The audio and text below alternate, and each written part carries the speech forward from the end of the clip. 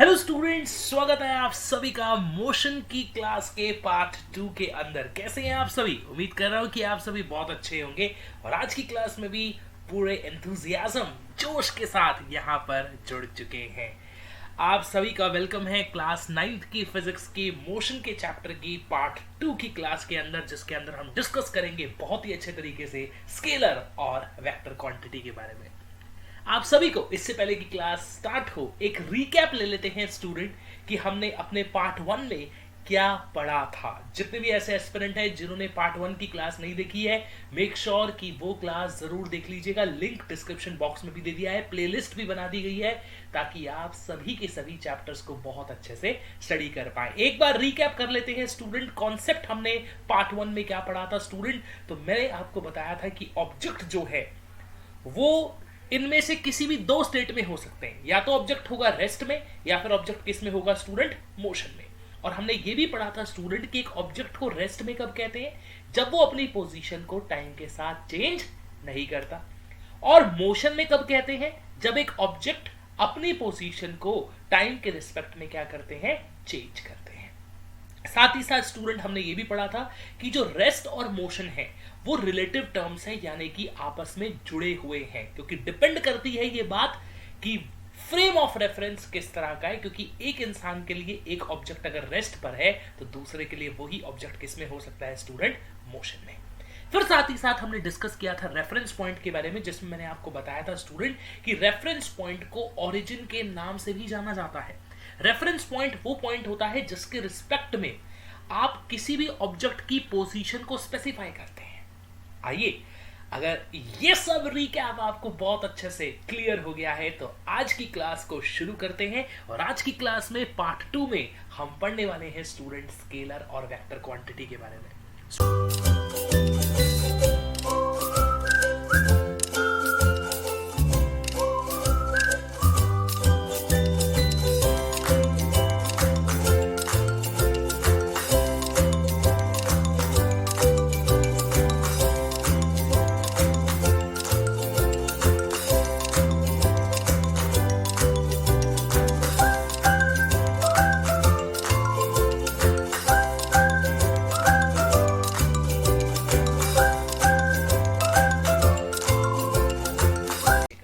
आइए क्लास की शुरुआत करते हैं, जिसका नाम है स्केलर एंड वेक्टर क्वांटिटी के साथ।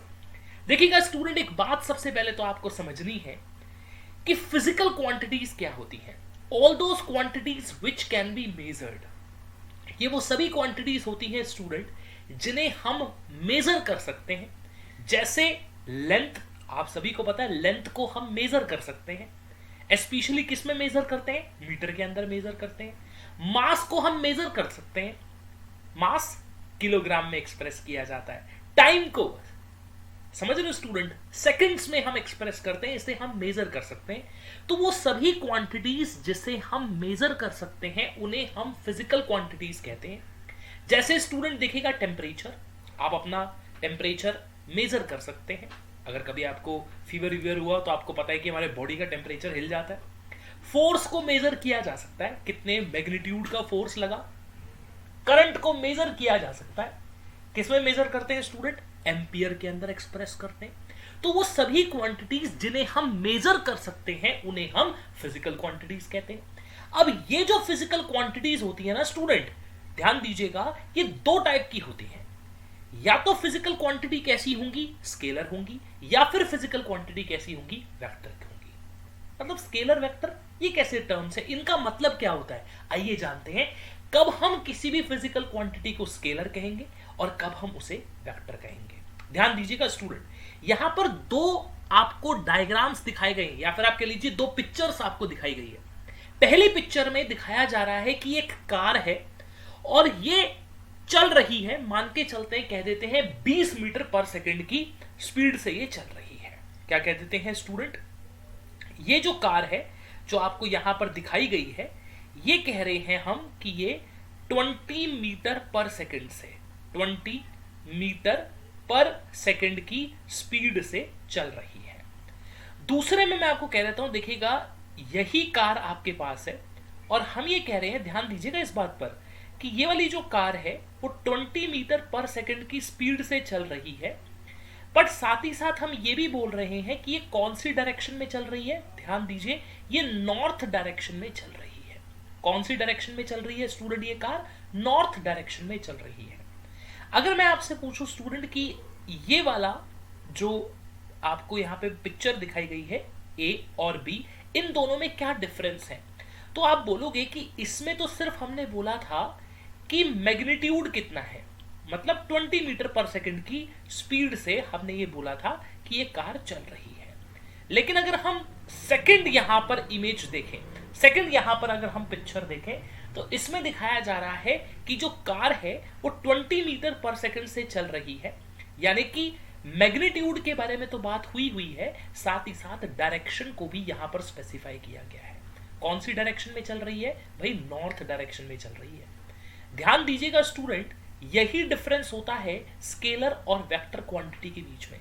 अगर मैं आपसे पूछ लूं कि इनमें से कौन सी क्वांटिटी आपकी स्केलर है और कौन सी क्वांटिटी आपकी वेक्टर है, अगर मैं आपसे पूछ लूं स्टूडेंट कि कौन सी क्वांटिटी इसमें आपकी स्केलर है और कौन सी क्वांटिटी आपकी वेक्टर है, तो आप बोलोगे स्टूडेंट कि जो पहली वाली क्वांटिटी है ना वो आपकी स्केलर है और जो दूसरी वाली क्वांटिटी है ना वो आपकी वेक्टर है।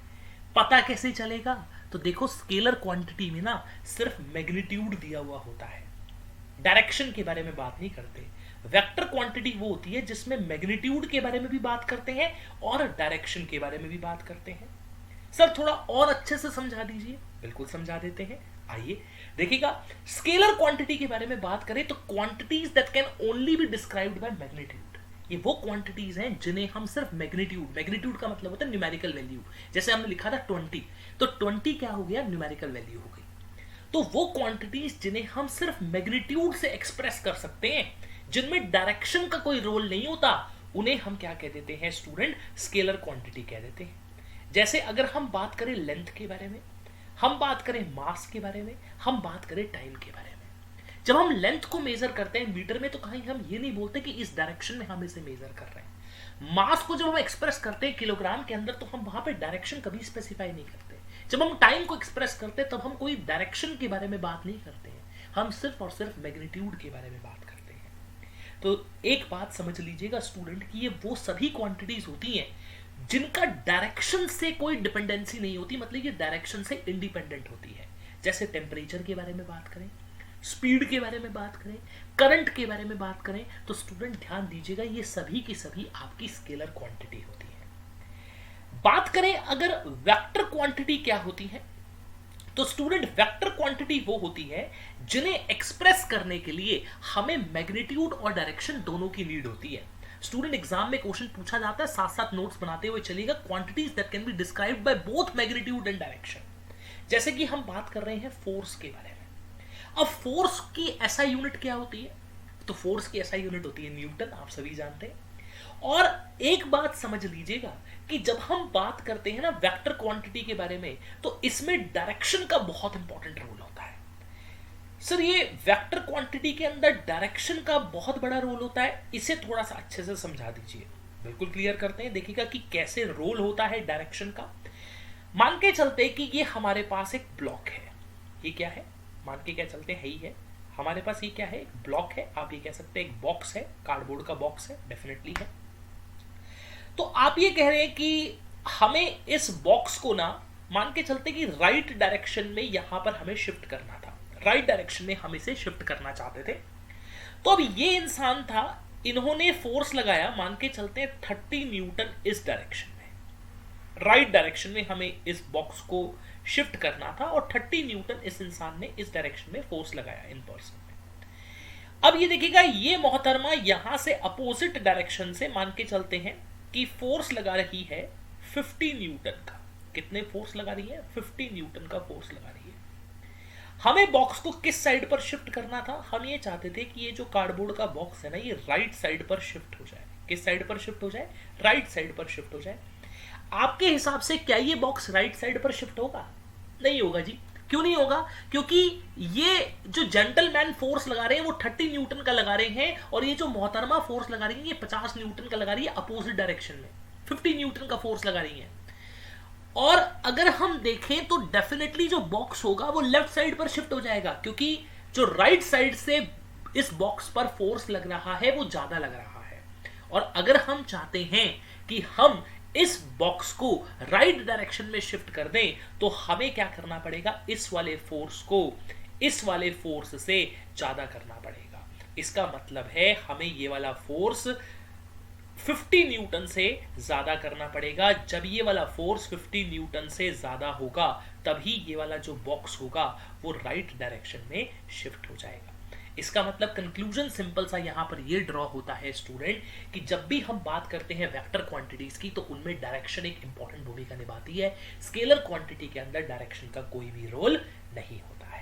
उम्मीद कर रहा हूं कि पार्ट 2 स्केलर और वेक्टर आपको बहुत अच्छे से क्लियर हुआ है। तो इस वीडियो को ज्यादा से ज्यादा लाइक करें, सभी फ्रेंड्स तक अपने शेयर करें, चैनल को जरूर सब्सक्राइब कर लें, क्योंकि पार्ट 3 में हम बात करने जा रहे हैं एक अमेजिंग टॉपिक के बारे में जिसका नाम है स्टूडेंट टाइप्स ऑफ मोशन। अलग अलग तरह के मोशन होते हैं। स्टे ट्यून्ड, मिलेंगे नेक्स्ट क्लास में टाइप्स ऑफ मोशन के साथ। Bye bye, take care.